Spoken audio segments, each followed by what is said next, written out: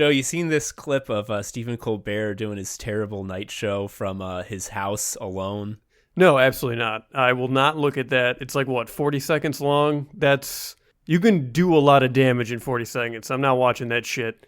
Yeah, you're totally right. Good call. I bring it up just because it's literally the worst thing that you have ever seen in your life. If some comedy YouTuber was putting that out as content, he would have 10 subscribers and he would either quit right away or like kill himself out of depression after doing it for a year. There would be one comment that's like, Tyler, please call your mom. Yes. Everything we said in the Comedy Sucks Now episode is so true. We were so right. It's right. It's more right now than it ever was. We've been right about so many things, and it's terrible. We've only been right about shitty things and why they suck. We've never let you have a hot tip to a stock pick of ours. Yeah.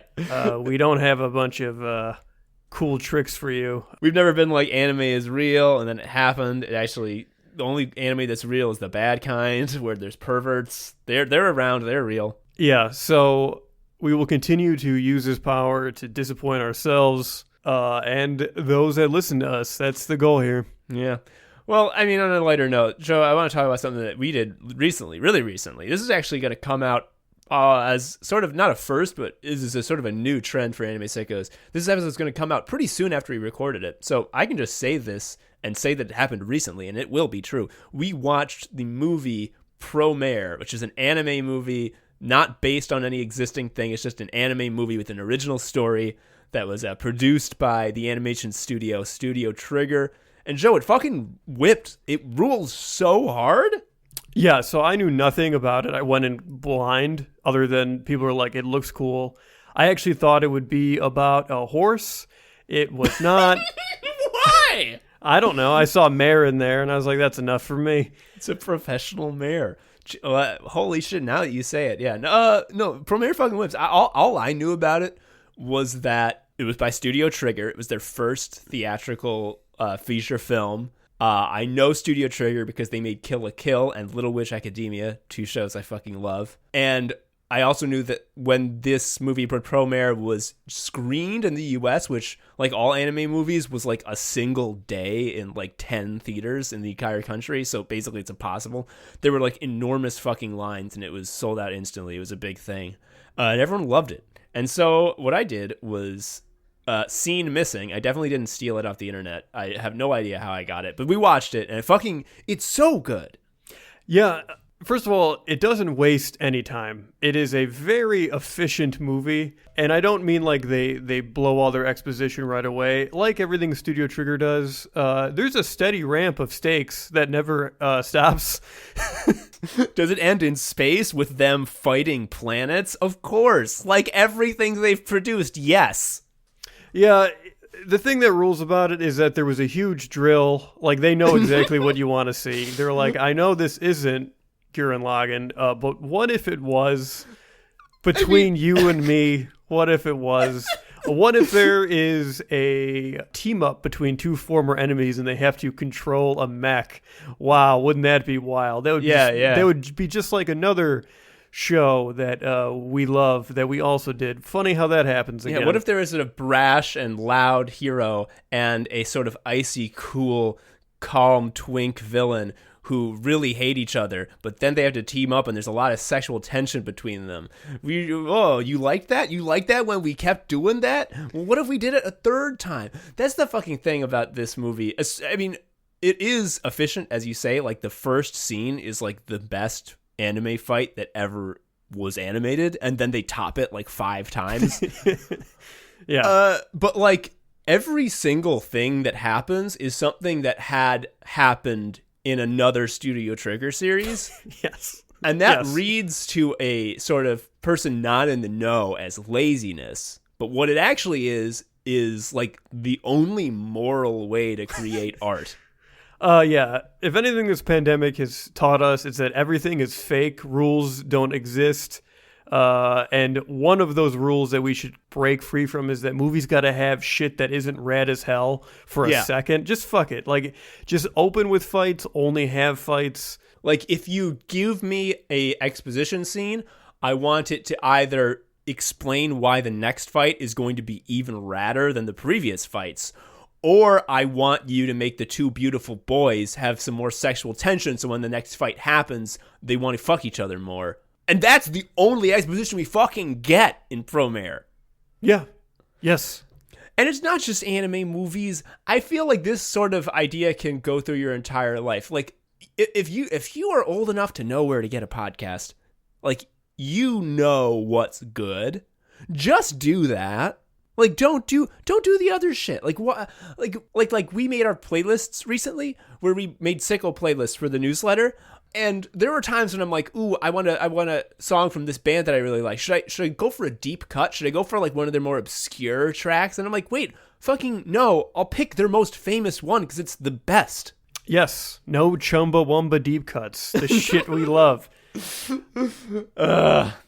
Like, there was a time in my life where I aspired to read Finnegan's Wake. That's not fucking happening. No. That's never happened again. I want anime fights from the jump. Finnegan's Wake, I don't know much about it. It was one of those books that people I respected at college talked about. I now know I'm smarter than them.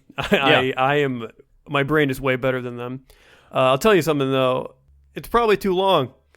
Yeah, it's probably too long. It probably hasn't been honed by the studio of James Joyce Productions, having done 2 or 3 anime series in the past and really coming to terms with exactly the things that they do really well. And then like, hey, how about we take all those things that we know fucking hit so hard, put them in a big pot, and then that's it. Yes, I want James Joyce to boil his shit down to an 11-minute Adult Swim block. Just get rid of all the extra shit that doesn't matter.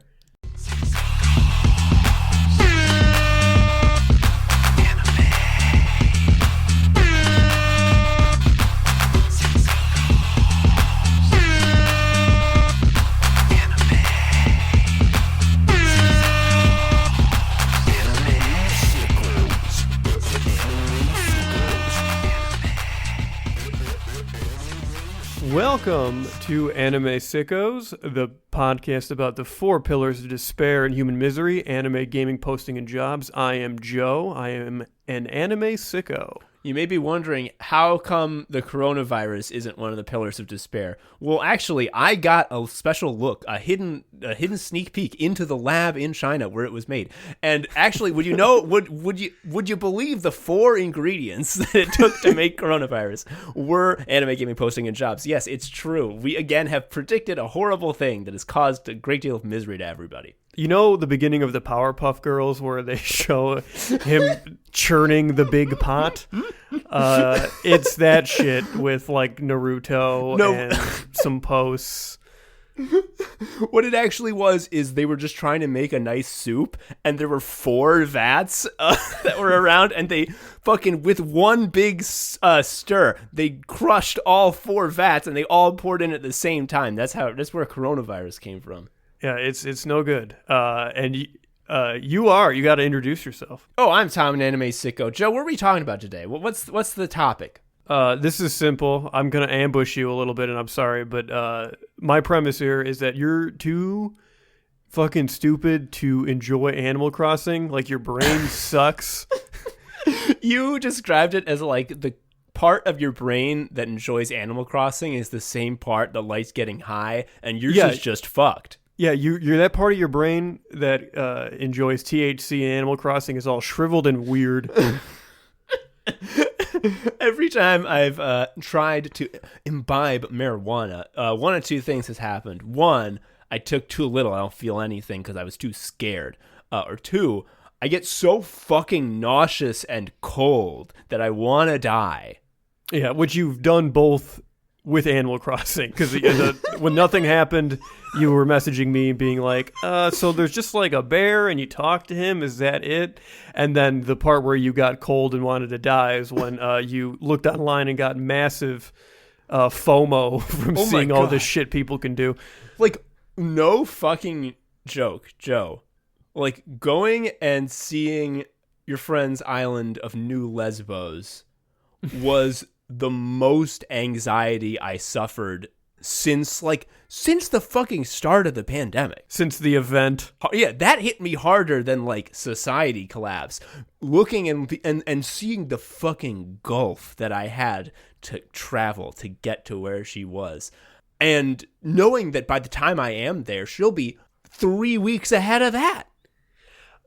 What you're describing is also like a fundamental issue here, because you're getting stressed out about the baby sandbox game. Yeah, it's dollies. It's fucking dollies. It's dollies, and you push your little dolly toys around, and like you decide, oh, the lamp post looks good next to the phone booth, and then you take a step back and you think about it, and then you go push a picnic table over by the river, and you think about that for a little bit. Like, there was a while where I thought, like, isn't it weird that they 3D modeled all these, like, objects and, like, bikes and, like, wheelbarrows and There's such? like 4 different types of trash cans. Yeah, there's, like, all this shit, and you can't, like, interact with it. You can't actually use it. Like, I have 2 coffee makers in my house, and I can't have my guy drink coffee. And I'm like, what's the point of this? And I'm like, oh, it's dollies. It's dollies. It's because it's dollies. It is dollies. It kicks ass, though. It does. And I understand that now, but I will admit that your ambush was accurate, that I'm too fucking dumb to get it, because I think part of it is that I've never played an Animal Crossing game before, and I've also never really been buds, like close buds with someone who was playing it like at the time. So I don't know shit about like the whole loop. Like I don't know what the game's like about. And it does a really ambitious move where any progression that you make is gated behind an actual day going by. Yeah. And the first day, they just don't let you play the game. Like, you just can't play it. Yeah, a lot of people who played at midnight made the right call, because the first day you can basically pick up a stick and look at the sun. So by playing at midnight, you basically get past that day really quickly. Like, you guys were talking about, like, we have a boys chat behind the curtain. Like, the first few days, I would just log in, and because I saw that there's a bunch of new messages, and I would read what you guys were saying, and it was like it was in a different language. And it's like, oh, which ramp is your favorite? Do you like the natural ramp or the cheap ramp? I don't know. I'm too busy tarantula farming to know about that. And I'm like, they just taught me what a net was. And I've been playing for 2 days. Yep, we're doing a bunch of toxic masculinity, talking about how the stone ramps are fucking not worth it. The natural ramps look way better, and they're way cheaper. Here's the thing. The latest update was I sort of get it now. Like, they've started to let me make stuff. Like, because for a long time, they don't let you make stuff that goes in your house. Like, everyone's talking about, like, their fun outfits and their cool houses. And I look at, like, all the things I'm allowed to make, and it's like a chair, an axe. That's it, bitch. Go away. I finally got to begin to play the game. So it took me like a week, and then the game was finally like, oh, you're still here? I guess you can play me. And then April happened, and it was a big mistake. Yeah, and then this bunny shit is unreal. It is absolutely mind-blowing to me. The Nintendo releases this game. They let everyone play it at launch for exactly 7 days. This is a game where actual time passing matters. 7 days means 7 real game days. And on the 8th day, they just introduced this bunny motherfucker who pollutes your island with all these eggs. It's insane. Like, one of my islanders literally, he's a jock ape. And he was like, hey, I was lifting boulders the other day, as I do, and a bunch of eggs came out. I didn't really like it, so I used a Nook Miles ticket to go to a different island. And so I was lifting boulders there, and eggs came out of there. I guess I'm just not going to lift boulders for a while. And I'm like, he's literally saying, I guess I don't want to play this game while this egg shit is happening. Like, listener, if you're not aware, half of the game of Animal Crossing is walking around and hitting stuff and picking up the shit that comes out. Mm-hmm, and they just decided to replace half of that with useless eggs that we hate. It's a seasonal thing. By making Bunny Day, a.k.a. Easter, 12 days long, it is the most Catholic game ever made. Yes. Nintendo is the most Catholic video game company of all time. They are Tradcath now. That's just a fact. It's like I was saying to Emmy before we started recording, like, this is a product that has found a perfect sort of market, one that has never existed before in human history. There's been no point in the history of time that is more conducive to the success of an Animal Crossing game than now. And it's as though, like, every time you go to do anything, there's like a seasonal event where like Doug, one of the programmers, is like, he's starting a stand-up career, and so every time you do everything, there's a like 1 in 3 chance that you hear one of Doug's jokes. And the first time it happens, you're like, okay, I guess that's kind of weird. Doug's fine, I guess. Is that over? And they're like, oh no, this is gonna happen constantly, like a third of the time you do anything. And then you're like, well, okay, Doug probably has like a lot of material though, right? And it's like, no, he has 4 jokes. We're going to cycle through them. And you're like, okay, well, this is definitely like one day. Like, this is Doug's birthday today, right? Like, this is going to stop, right? And they're like, 12 days of Doug. 12 days of Doug. You also can't build the town hall until you help Doug move. Like, it's just awful. You have to go see Doug's improv troupe, and he's the best one. Yeah. To be clear, I have not stopped playing it as much as I'm bitching about the egg pervert. I'm absolutely playing, frankly, more than before. In a way, I have to play more, right? Because now that half of the shit drops eggs, garbage I don't want, in order for me to succeed, I have to put in more work. Like, if you're expecting to take in like 30 pieces of wood a day, and you're only taking in 15 because of the egg, well, you gotta play twice as much, don't you? Mm-hmm. And you play twice as angry.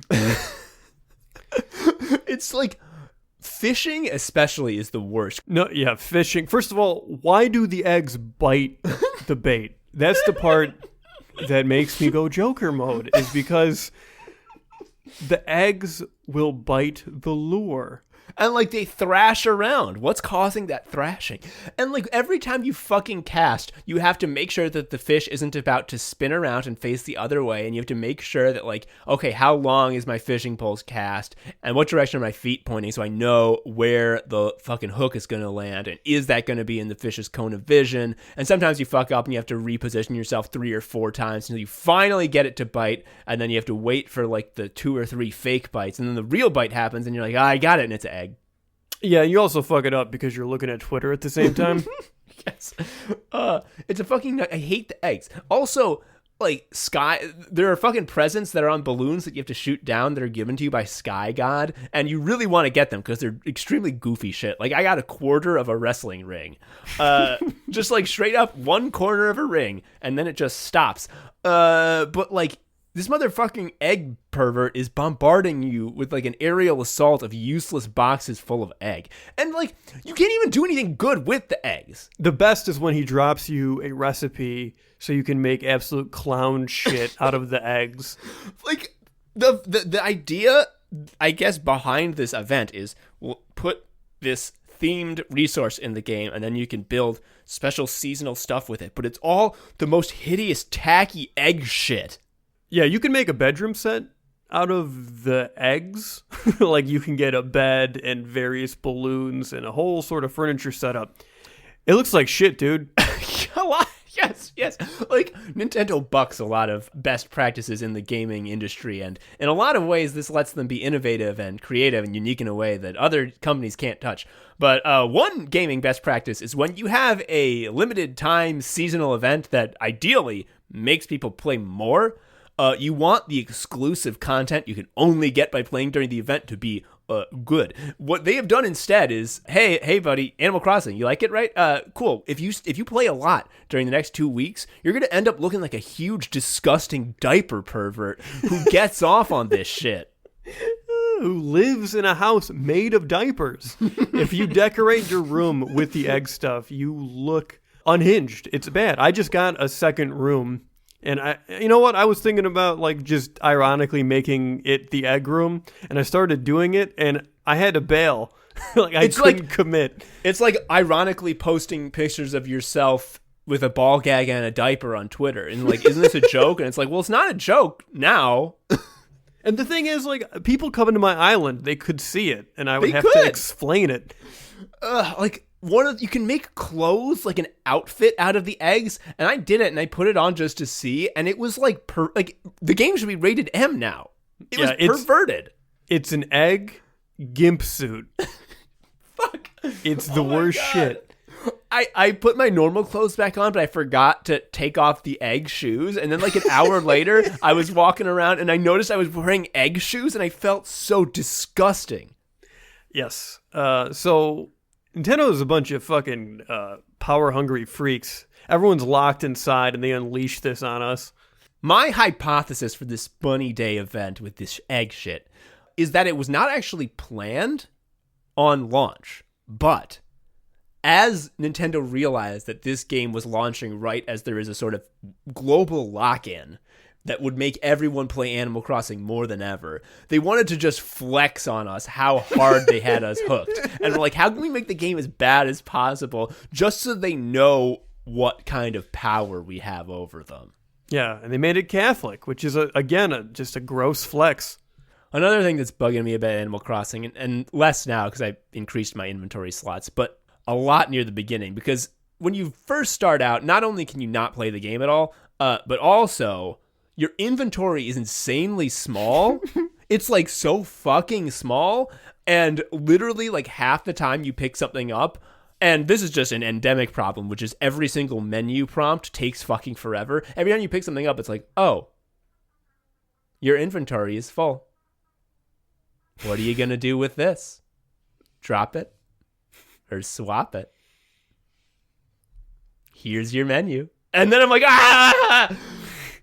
Yeah, it rules because the full set of tools takes up one row of inventory shit. So when you have a backpack of only 2 rows like you do at the beginning, you have room for a stick and like a cool bug. It's fucking awful, especially because some stuff stacks. Like if you get a bunch of wood, that only takes up 1 slot, but if you catch 2 of the same type of fish, that's 2 slots. I am obsessed with how there's like the little to-go box where you sell stuff outside of the store, where it's just this box where you put stuff in and they pay you the next day. Mm-hmm. I love that shit because you can cram it full of just the most unhinged things that, like, if a human being saw you cramming fish and bugs into a box, they would call the cops on you. And you can just do it, and they put money in your ATM afterwards. It kicks ass. So much of the decisions that are made with regard to the user experience when you first play the game are insane to me, because it's like actively as painful as fucking possible. Like, inventory systems, I'm going to just say it in general, like if your game makes it so that at any point ever it tells me that I'm carrying too much stuff, fuck you.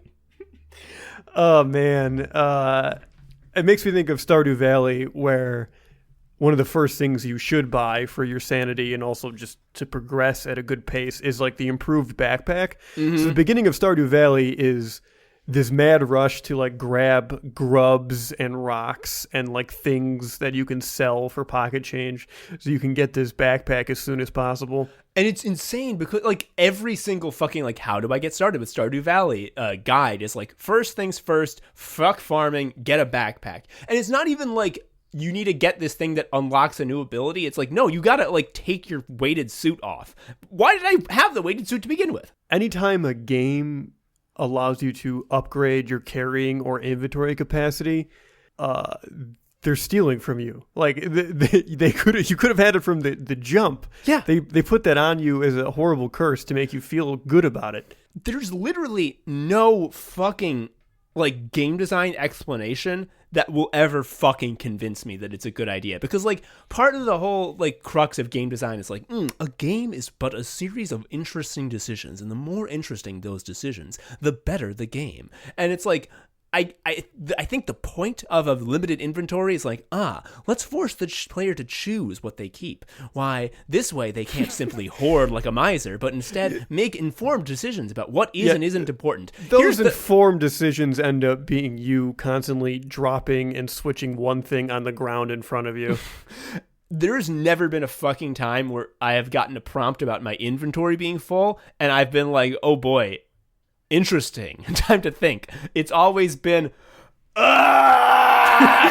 Yeah, it's always the same. I cram everything I can into my backpack like a maniac, and then eventually I hit a limit, but that is a problem for future me. It's like, you know how before you were politically radicalized, you would go like, I wonder why healthcare is not just free for everyone? Like, that seems like obviously the best way, but I guess there's something I'm not seeing that makes it so it wouldn't work.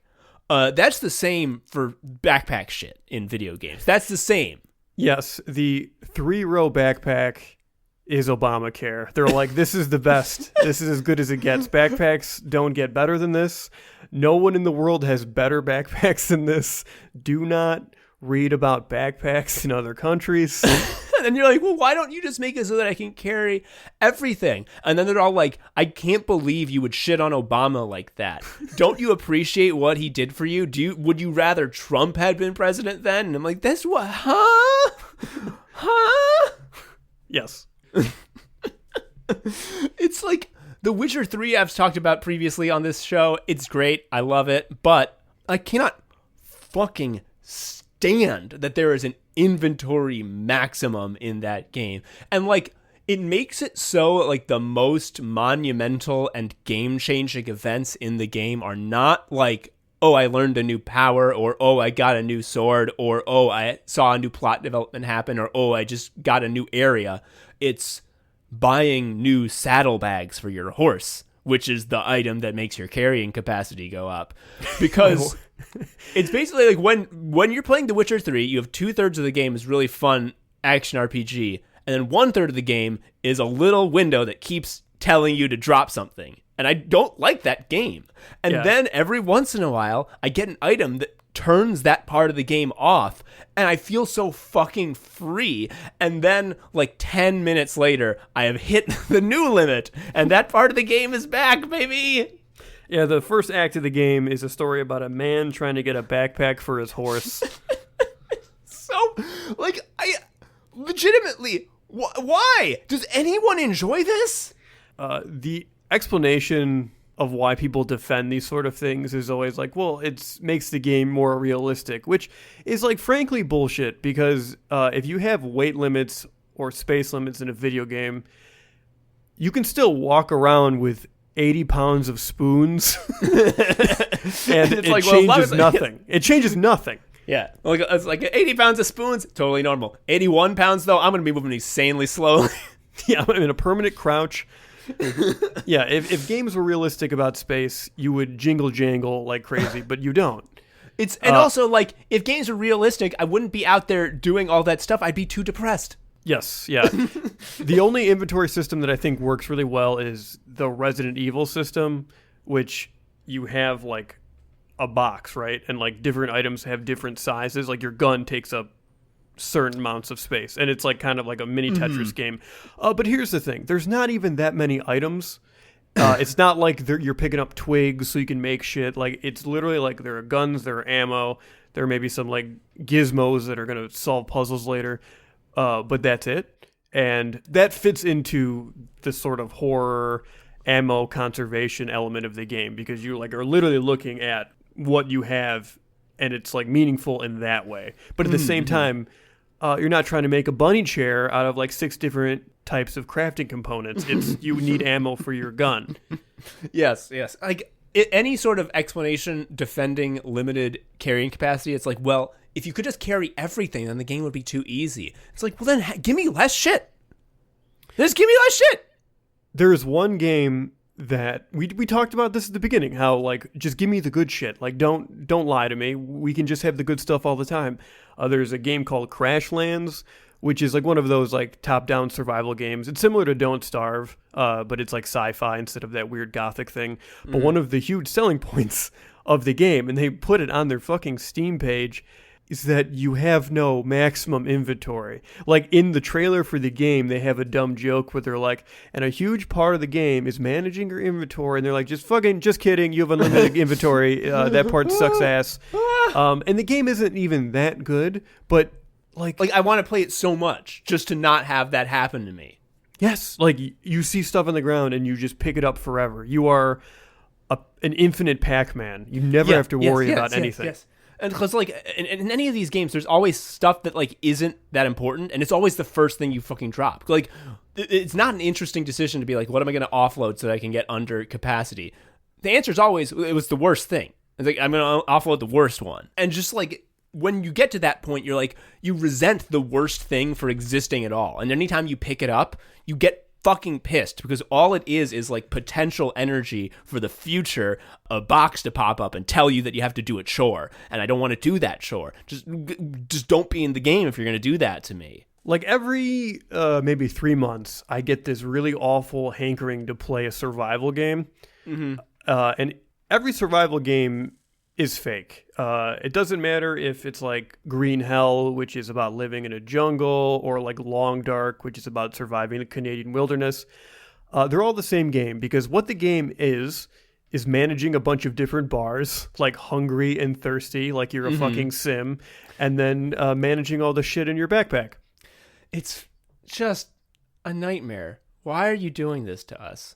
And Joe, at the risk of this podcast becoming the 2020 official Death Stranding dick riding fan club, Death Stranding, I gotta say, that is the only game that gets inventory limits like really right, because instead of it being a little mini game that pops up and distracts you from the fun game that you like doing, it's the fucking game. It's the whole thing.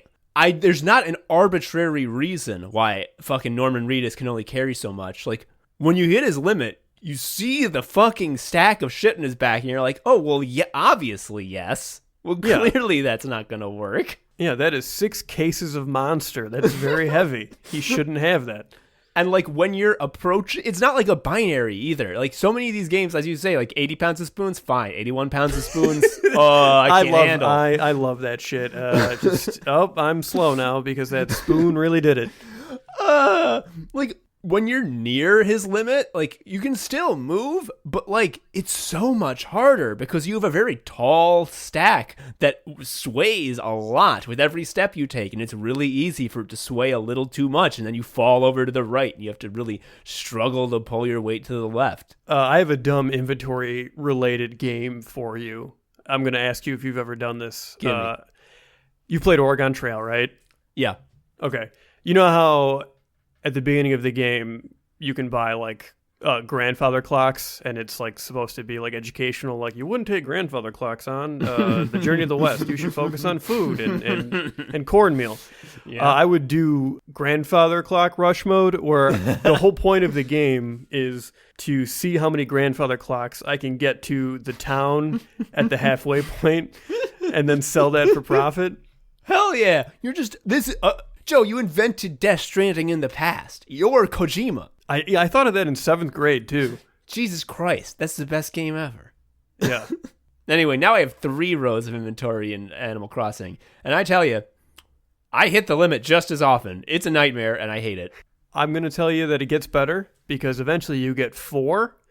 And then when you have that 4th row, and you know there's no more upgrades, then when you hit that limit, oh, that really sucks. That feels fucking bad. I can't wait. Sicko mode, sicko mode, sicko mode. Sicko mode, sicko mode, sicko mode. Sicko mode, sicko mode, sicko mode. Sicko mode, sicko mode, sicko mode. Joe, how's your post intake doing lately? So I've been cutting back pretty good. I've been making a conscious effort to look at Twitter less, so I can focus on gaming. And I gotta tell you, like, I don't want to make it sound like I'm doing something difficult, but it's not easy. Like, it's, oh shit, yeah, I agree. Twitter is unfortunately sometimes more engaging than gaming. Also, it has no startup time. You don't have to like work your way into anything like you do with a game. It's just right there. You don't. It's when you read 20 tweets, it doesn't be like, hey, you've reached your tweet inventory capacity. You have to delete your memory of one of those tweets. No. It's the real shit. So the problem is that we're now like it's now 2 weeks into what we can. The lockdown is not nationwide by any means, which is why we're going to be doing this forever. But let's just say 2 weeks at this point. It's already real fucking horny, man. Like, everything is coming undone. The posts in 3 weeks will be so deranged. Like, the amount of OnlyFans links that have been thrown in my face is increasing exponentially. It's absolutely horrifying. Just the horniness is off the chain. And even, like, despite the horniness, just the sort of brain rot across the board is, like, I thought I knew what a brain worm was. But No. they are becoming, it's like when in Metroid 2, you thought you knew what a Metroid was, but it turns out that was actually the baby version. And then you got to see the full life cycle. Yes, absolutely. It's only going to get worse. That's the fucking thing. So part of the challenge for me, and I think a lot of people are probably relating to this, is how do I look at this less? Because Twitter is the apocalypse app. It's the best show in town because you get to see the world actually end. In real time, too. And there's so many yes. wacky characters. There's a lot of wacky characters. So part of it for me is just like, all right, well, how do I force myself to, and again, this sounds dumb, watch more episodes of Fist of the North Star, like it's, eating mental broccoli, like it's good for me. Yeah. But in a way it is, because like, what is scrolling going to get me? There's no new information I'm going to get. Everything that I understand is bad will continue to be bad. There will never be a thing that you should be doing to make the world better other than not leaving your home. Right. It's not like I'm not going to get the vaccine because I didn't see a retweet. Yeah, Garbage 8 was like, hey, homies, Nira Tandon doesn't want you to know this. And it's like a fucking like basement show where you can see like a local punk band and get the vaccine. Yeah, so you're not missing anything. And yet it's still the hardest thing in the world. Like, what are you fucking doing to not go crazy? Because you probably also have the thing I do now because you're working remote. Again, we're fortunate enough to have the fake COG jobs where you can do that. You're dual laptopping, right? You got 2 laptops at all times. You got your work laptop, and I imagine your other laptop next to you all the time. Man, I wish. My desk is too small. I gotta have one open only. It's like an actual chore to switch between the two. Yeah, I definitely have both laptops. You fucking open. lucky motherfucker. No, it's not, because Twitter's on both of them, idiot. Fair enough. Well, I don't know. No, I look at Twitter on my work laptop. People at work don't listen to this. Although they fucking know. They can track it all. So, like, the fact that I'm on my work laptop does not slow me down one fucking iota in terms of my Twitter consumption. But rather just, like, the fact of the matter that I have to be at home sitting in front of the laptop all day, even if I'm doing a bunch of time theft, I still need to be close to it in case someone is like, hey, Tom, we need you to do an actual piece of work. I need to be able to be like, oh, definitely, and not respond 3 hours later as I would normally. That's such a power move, though, to just respond to something 3 hours later. Also, if you say no. Be like, yeah, I was taking a shit. Yes. But no, here's what I've been doing. Because, Joe, you keep saying, like, it's silly to say that it's hard to not look at Twitter. It's not. It is like the one drip feed of insane shit you can put in your brain. There used to be many ways to intake it. Now there's just one. And, like, you can watch TV or read a book and read some wacky shit, but it won't be as fast as Twitter. And you won't see the kind of insane shit that you see there. It's so addicting for your brain. So no matter what, if you're near a screen, you're going to want to go there. And I too have been cutting down. I've been intentionally trying to look less because, again, there's nothing that can come of it that's good. Here's how, though. I came to terms with the fact that I will never get over the nagging urge when I'm at my work computer to switch to a different tab and look at some sort of thing that I need to see an update on, where I will get big-time serotonin hits about the new things that have happened since I last looked at the tab, even if I knew exactly what they were going to be. Yes, I've had that impulse since I've been 11. I had a Gmail account in high school, and I was always checking it. No one ever fucking emailed me. Who's going to email a 15-year-old? But like, it was this same compulsion that you're describing. Yes. It'll never go away. It'll never fucking go away. We are just done for. We are in the posting game for life. And so what I did, the methadone that I'm using to sort of sate me is, and I made some jokes about this recently, because I used to play this game, and then I stopped, and then when I was joking about it, I'm like, maybe it's time to go back to the trough. I've been playing Cookie Clicker, and holy shit, it really works in taking the Twitter edge off. Yes, you quit drinking, and now you chain smoke. Exactly. If you are not aware, Cookie Clicker is a game where you want to make a lot of cookies. Now, when you begin the game, the way that you do that is there's a big cookie. Every time you click it, you get one cookie. And eventually, you get enough cookies where you can purchase a building. And the buildings generate a set number of cookies per second. This is all in the genre of what's called idle games or incremental games. Games that literally play themselves. It is, Joe, you say play themselves. This game, what it actually is, again, it's sort of like the phantom theme of this episode, which is just like, don't put in any part that isn't the part I want. Yeah. What do I want when I play a game? Well, I want to get a really big numby. And I would especially love it if I have a big numby and I remember when my numby used to be small. And then I'm like, wow, what a difference between those two numbies. And then I think to myself, my God, there could be a time in the future when my distance from my current numby is as vast as that. Why, I must press on. The best part about idle games is, as I'm sure you've experienced, when you have it going by itself, generating whatever as it does, if you're in the other room not doing something, like if you're just like living your life, and then you think for a second that back on your computer, it's currently going and the numbers are going up, you feel like a genius. You fucking do. This is how every boss probably feels, now that I think about it. Yes! Oh my God! Yes, Joe, and that's why Cookie Clicker is good, because it's just the base impulse of human life, which is like, I only want to gain. I want to get and get. And I don't want anything to get in the way of getting. And when I get a new thing, the thing that I want it to do is make me get more. Yes, more. And idle games have the benefit of you don't have to exploit any real person. The cookies literally make themselves. It's very true.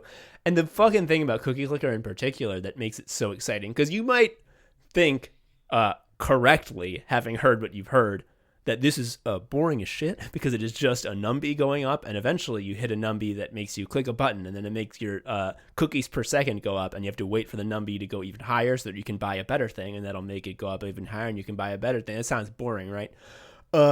Despite the fact that this is the simplest game of all time, where the only thing that can happen is get cookie, it's like shockingly like one of the most deep and complex games there is. Like, you could just turn it on and leave it on and never look at it, but if you do look at it, there is like endless fucking layers of things you can do to just hyper customize and absolutely blow the shit out of the efficiency of your cookies per second. Like, you could, and I do, spend like hours a day just like clicking over to your Cookie Clicker game, making a couple little decisions, checking to see if there's any golden cookies on screen. Because if you see a golden cookie, you had to click that, and then you'll get a buff, and then that buff will make it so you're able to do other things that you couldn't do before. The golden cookie move is really smart because every idle game eventually becomes very automated, right? Yes. You got to keep that manual shit in there a little bit, because that way you can't ever truly look away. Yes. And like the fucking genius mode thing about Cookie Clicker is that there's so many customizable things. Like, you have cookie farms, and there are these currency you get once a day, and you can use those currencies to upgrade your buildings. If you upgrade the farms, well, then you unlock the garden minigame, where you can plant seeds in your garden. And just like in Animal Crossing, if you leave two plants next to each other with an empty plot next to them, they can sort of cross-pollinate and mutate into a different plant. And each plant has different effects. And like, you also have your temples, your cookie temples, where cookies get prayed to. You can upgrade them, and you can unlock a cookie pantheon where you put 3 out of a series of different gods to choose from that each give you buffs and drawbacks at the same time. And all of this is to say, you can customize your game to be optimized for idling or for active play and switch between the two so that when you're gone, your game is completely ignoring all of the sort of active parts that require you to be there and is a fully on automated mode. And then when you get back, you can reconfigure to make it so that your sort of base cookies per second is lower than it used to be, but you have the potential to get higher via active play. For example, like I know that the universal coordinated time for 0 o'clock is 7 p.m. Central because there is a god in the cookie pantheon that gives you an increase and decrease of cookies per second based on a sinusoidal curve that begins at 0, 0, 0 coordinated universal time, and then at I think 1 a.m., which is 12 universal coordinated time, at 1 a.m. Central, there is a maximum bonus of 15% cookies per second. And then at 7 a.m., it's back to 0. And that's when I get up and remove that slot from my cookie pantheon. Because if I leave it in during the daylight hours, the sinusoidal curve dips into the negatives and actually gives me a downside. And so that's just the kind of shit I have to know because of Cookie Clicker. And you think, Tom, that sounds awful. What the fuck's wrong with your brain? This is what's in there instead of posts. I'm as sane as I've ever been. Yes. And also, you can't really explain the merits of Cookie Clicker until you've done it. It's like the same way if you describe sex as like, yeah, you just rub your crotch against another person's crotch. Like, that's like right. Is that it? Is that the whole thing? That's the whole thing. That's correct. But it really sort of undersells the actual experience. Not that I know. I've never fucked, but I'm just letting you know. Another insanely good move that Cookie Clicker does is that, like, you can, and I have a lot, done the thing where you're looking at your amount of cookies like a hawk because you know that there's a thing you want to get. Because you know that when you get that new thing, it's going to represent an absolutely huge increase in your cookies per second. Like sometimes there are upgrades or new buildings that I know are going to increase my cookies per second by 25% or more. So Getting them is like such a huge serotonin hit. I want them as soon as possible. But at the same time, you are disincentivized from spending all of your cookies at once in one big purchase because there are so many mechanics in the game that reward you for having several hours worth of cookies on hand. Like, some of the golden cookies give you a percentage of the amount of cookies you have. And if you are constantly spending all of your cookies on new stuff and you click one of those golden cookies, it's going to give you a number of cookies that is often less than your cookies per second. It's less than a second's worth of progress. Your cookies on hand have dividend reinvestment plans. Like you have an automatic drip account set up for your fucking cookies. Yes. And there's like a special spell that you can cast from the Wizard's Tower where you can spend like a quarter of your mana. And this is not a joke. None of these words are made up. You can spend a quarter of your mana to automatically summon half an hour's worth of your cookies, but only if that amount of cookies is less than 15% of what you have now. So you have to, I think, it's something like 10 hours of cookies you have to have on hand for that spell to have the maximum effect that it can.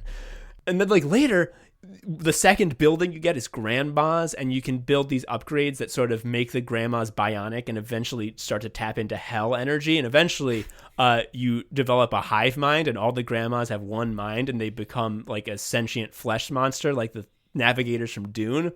And so these big beasts start to eat your big cookie, and up to 10 of them can be present at once. And when they're there, each one is withering your cookies per second by 5%. So if all 10 are there, your cookies per second is half of what it used to be, which you would think is bad. But here's the thing. It's another fucking delayed gratification mechanic because each one of them is storing in its body the total amount of cookies that are being drained by all of them. So if 10 of them are withering your cookies per second by 50, each one of those 10 wrinklers is storing 50% of your cookies per second in their bodies every second. And then when you pop them, which is to say click on them a bunch and they explode, you get the full amount that was stored in their bodies times 1.1.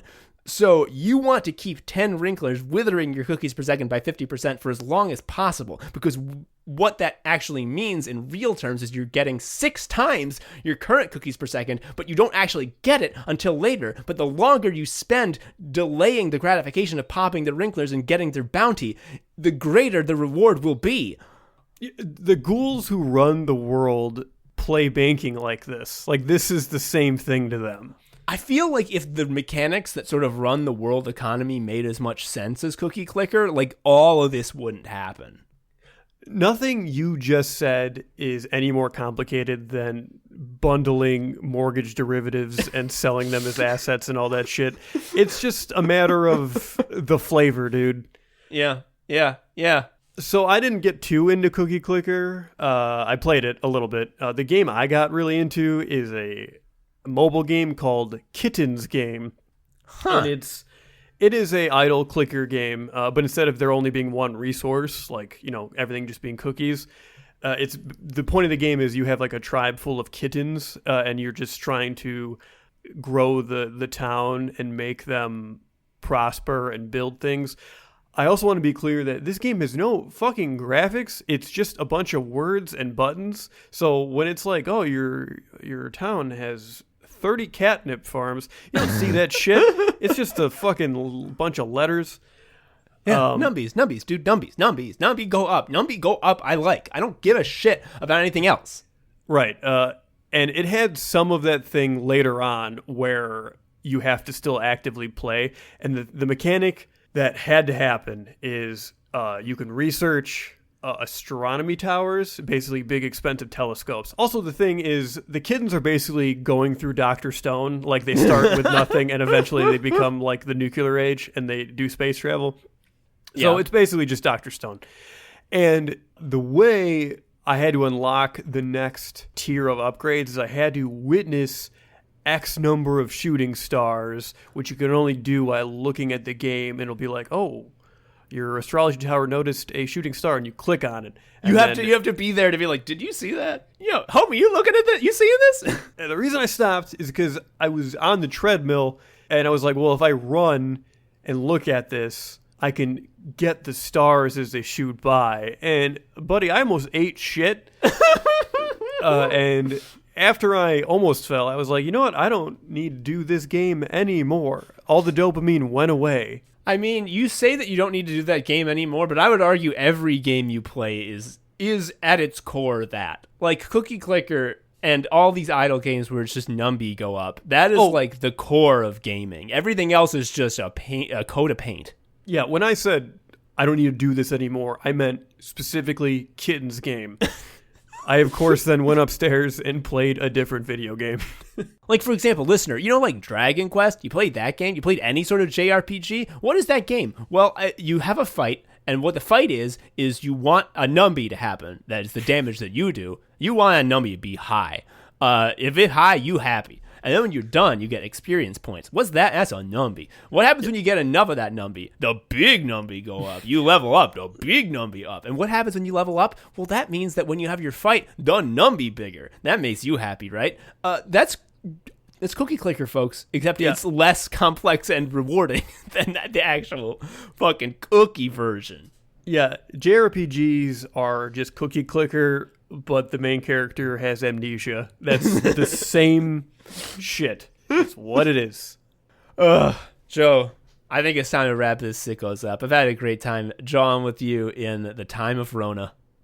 Yes. I'm Joe. I'm an anime sicko. I'm Tom. I'm an anime sicko. Thank you for listening. You can find us on Twitter at TomHarrison19 and Joe at Sharia Uncle and the show at Anime Sickos. And also, I don't know if I've mentioned this on the show, but I am now. You should fucking sign up for a newsletter at animesickos.substack.com because it's really fucking funny. Like, we're funny as hell. We're so good.